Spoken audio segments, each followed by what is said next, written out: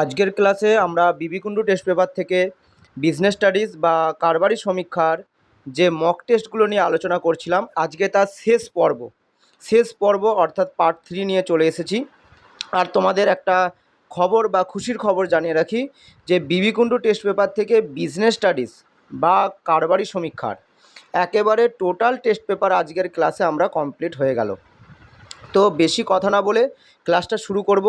তার আগে তোমাদেরকে বলে রাখি, যারা চ্যানেলে নতুন সাবস্ক্রাইব করে রেখো, কারণ বিবি Kundu test paper business studies শেষ হয়ে যাচ্ছে মানেই অ্যাকাউন্টেন্সি, ইকোনমিক্স, কস্টিং চালু হবে। এরপর বিবি কুণ্ডু টেস্ট পেপারের পর র্যাপিড টেস্ট, তারপর তোমার এবিটিএ, এইগুলো নিয়ে ক্লাস হবে। তো প্রথম প্রশ্নটা আমি শুরু করছি। কারবারি এবং অকারবারি সমস্ত ধরনের প্রতিষ্ঠানেই ব্যবস্থাপনা প্রয়োজন। এই বিবৃতিটি কী নির্দেশ করছে? এটি নির্দেশ করছে ব্যবস্থাপনার সর্বজনীন ধারণাকে, যে ব্যবস্থাপনা সব জায়গাতেই প্রযোজ্য। 2. পোডোস্ক্রপ শব্দটির প্রবক্তাকে? উত্তর হচ্ছে লুথার গ্যালিক। 3. ব্যবস্থাপনা হচ্ছে অপরকে দিয়ে কাজ করিয়ে নেওয়ার কৌশল। উক্তিটি কে বলেছেন? লরেন্স এ অ্যাপলে। 4. নিম্নলিখিত কোনটি ব্যবস্থাপনার কাজ নয়? উত্তর হচ্ছে সহযোগিতা। আর তোমাকে এমনও পড়তে পারে যে লুথার গ্যালিকের মতে ব্যবস্থাপনার কাজ কটি? উত্তর হবে 7টি।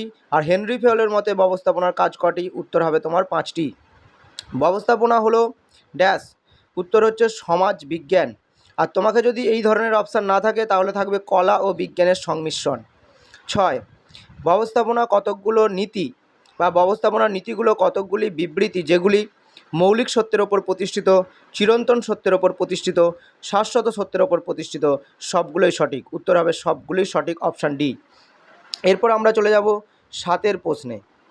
ব্যবস্থাপনার নীতিগুলি হচ্ছে সর্বজনীন। হ্যাঁ, একেবারেই ঠিক। ব্যবস্থাপনার নীতিগুলো কারবারি অকারবারি সব প্রতিষ্ঠানে কম বেশি প্রযোজ্য, একেবারে ঠিক। দাবি এবং যুক্তি উভয়ই সত্য এবং সঠিক ব্যাখ্যা। 8. ড্যাশ নীতি সমগ্র প্রতিষ্ঠান জুড়ে উৎকৃষ্টতা, সমন্বয় সাধন ও ড্যাশ পূরণ নিশ্চয়তা করে বা নিশ্চিত করে। উত্তর হচ্ছে নির্দেশদানের একতা প্রতিষ্ঠানের সমগ্র নীতি বা প্রতিষ্ঠান জুড়ে উৎকৃষ্টতা, সমন্বয় সাধন করে এবং সাধারণ লক্ষ্য বা মূল লক্ষ্য পূরণ নিশ্চিত করে। 9তে আবার দেখো বিবৃতি দিয়েছে, সত্য মিথ্যা নিরূপণ করতে হবে।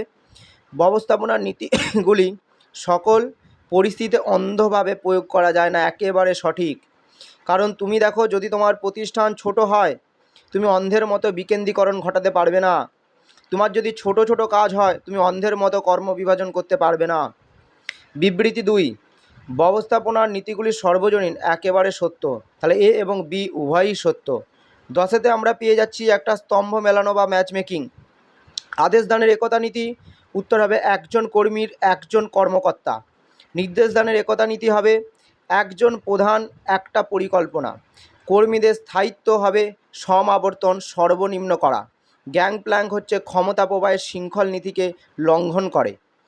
এখানে তুমি অপশান কিন্তু পাওয়া যাচ্ছে না, একটু মিস্টেক থাকতে পারে, সেই কারণে আমি অপশান দিতে পারিনি। 11. FEMA এর পুরো নাম কি? Foreign exchange management act.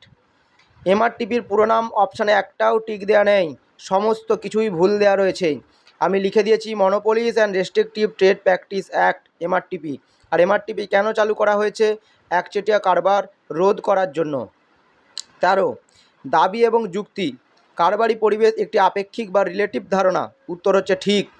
কারবারি পরিবেশ কারবারি ক্ষেত্রে একই সঙ্গে সুযোগ এবং অন্তরায় উভয় সৃষ্টি করে। দেখো, একই সঙ্গে সুযোগ এবং অন্তরায় সৃষ্টি করতে পারে না, অন্তরায়ও করতে পারে সুযোগও করতে পারে। কোনো একটা জিনিস অনুকূলও হতে পারে প্রতিকূলও হতে পারে, কিন্তু একই সাথে অনুকূল বা একই সাথে প্রতিকূল হতে কোনোদিনই পারে না। উত্তর হচ্ছে দাবি সত্য কিন্তু যুক্তি মিথ্যা। 14. বিবৃতি এ এবং বি? রাজনৈতিক আস্থা বা অবস্থা কারবারি পরিবেশের একটা অনুকূল উপাদান, সত্য। যদি কোনো দেশের রাজনৈতিক স্থিতিশীলতা থাকে তাহলে বিনিয়োগকারীরা বিনিয়োগে উৎসাহ বোধ করে, এটাও সত্য। এ এবং বি উভয়ই তোমার সত্য পাওয়া যাচ্ছে এখানে। 15. স্তম্ভ মেলাও পেয়ে যাচ্ছি 15তে। স্তম্ভ 1 এবং স্তম্ভ 2 বিজ্ঞাপনের বিধিবদ্ধ সতর্কবার্তা, এটি আইনগত পরিবেশের মধ্যে পড়ছে।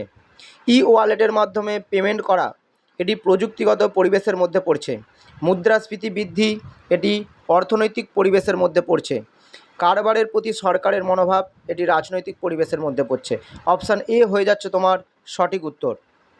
16, পরিকল্পনা হচ্ছে একটি লক্ষ্যমুখী প্রক্রিয়া, একটি সর্বোপরি ব্যাপ্ত প্রক্রিয়া, মানসিক অনুশীলন, সবকটি। উত্তর হবে সবকটি। নিচের কোনটি স্বল্পমেয়াদী পরিকল্পনা? উৎপাদন বাজেট, বিক্রয় বাজেট, নগদ বাজেট। উত্তর হচ্ছে সবকটি। আর তবে মনে রাখবে যে স্বল্পমেয়াদী পরিকল্পনার মেয়াদ কিন্তু 1 বছরের কম হয়। 18, নতুন কর্মীদের নিয়োগ, এটি কি? এটি একটি কর্মপ্রণালী বা একটি পুরো প্রসেস। পরিকল্পনা ব্যবস্থাপনার কোন কাজ? উত্তর হচ্ছে প্রথম কাজ। আর তোমাকে শেষ কাজও পড়তে পারে, শেষ কাজ হচ্ছে তোমার নিয়ন্ত্রণ। 20, পরিকল্পনা নিয়ন্ত্রণের ভিত্তি প্রদান করে, একেবারে সঠিক কথা।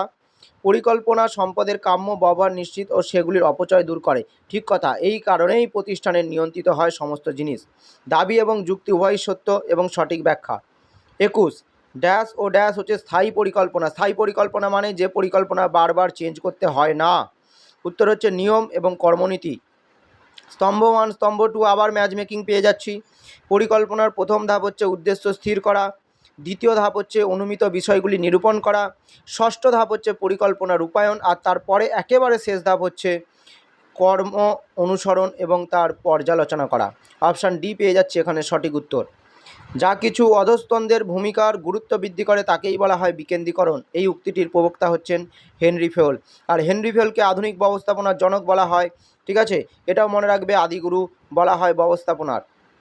24, কেন্দ্রীকরণ হলো সংগঠনের কেন্দ্রীয় বিন্দুতে কর্তৃত্ব, শৃঙ্খল ও সঙ্গতিপূর্ণ সংরক্ষণ। বক্তা বা বিবৃতিটির বক্তাকে। উত্তর হচ্ছে লুইস এ অ্যালেন। 25-এর প্রশ্নে আমরা চলে যাব। নিচের কোনটি শৃঙ্খলা অনুসরণ করে না, অর্থাৎ একটা নিয়ম অনুসরণ করে না?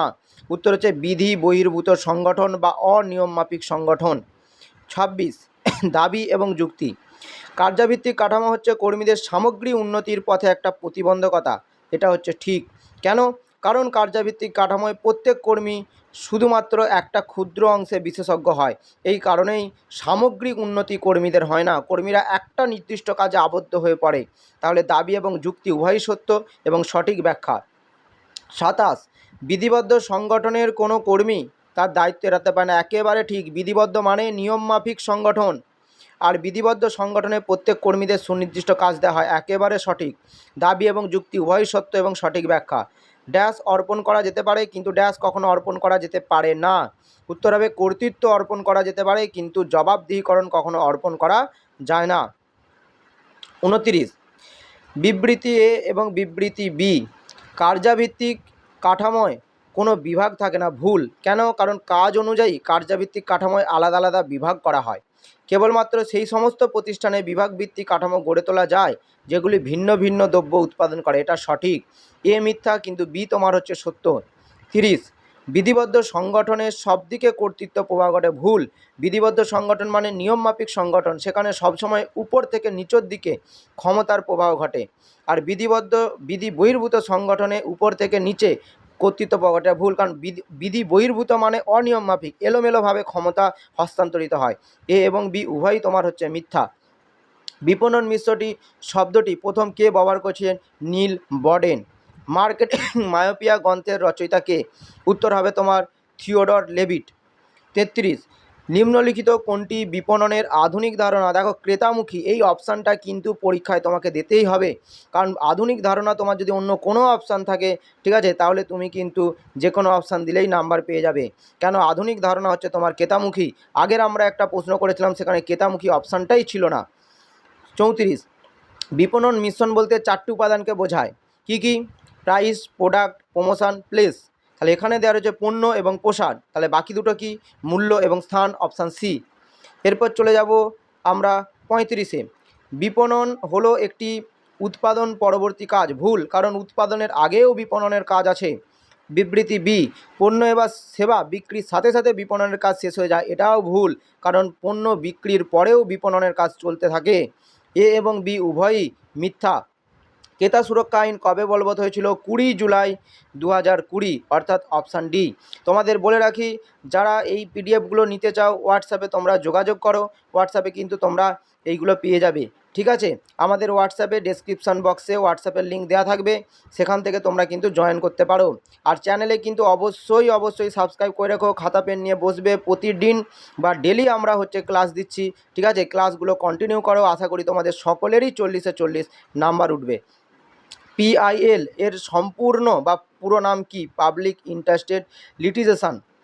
38, জেলা ক্রেতা আদালতে অভিযোগ নিষ্পত্তির সর্বাধিক সীমা কত? 3 মাস। 3 মাস এবং 5 মাস দুটোই হতে পারে। 3 মাস কাদের ক্ষেত্রে? যে সমস্ত পণ্যের গবেষণা করতে হয় না, মানে পরীক্ষাগারে বা ল্যাবে পাঠাতে হয় না।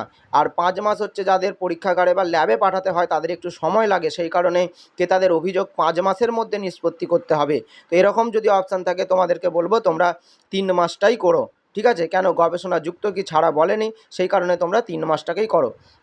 39, ক্রেতা সুরক্ষা আইন সারা ভারতবর্ষে প্রযোজ্য। ভুল, কেন জম্মু কাশ্মীরে প্রযোজ্য নয়? ক্রেতা সুরক্ষা আইন জম্মু কাশ্মীরে প্রযোজ্য নয়, এটা হচ্ছে ঠিক। এ এবং বি সত্য। আচ্ছা, 40-এ এ মিথ্যা, বি সত্য, অপশান বি হচ্ছে।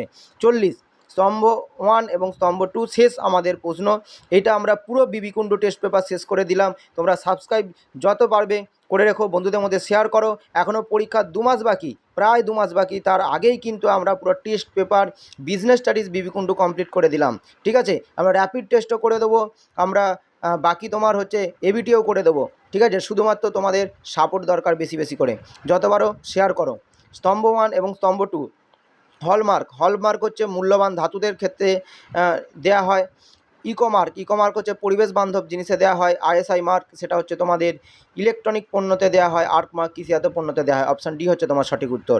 আজকের জন্য এতটাই, ধন্যবাদ।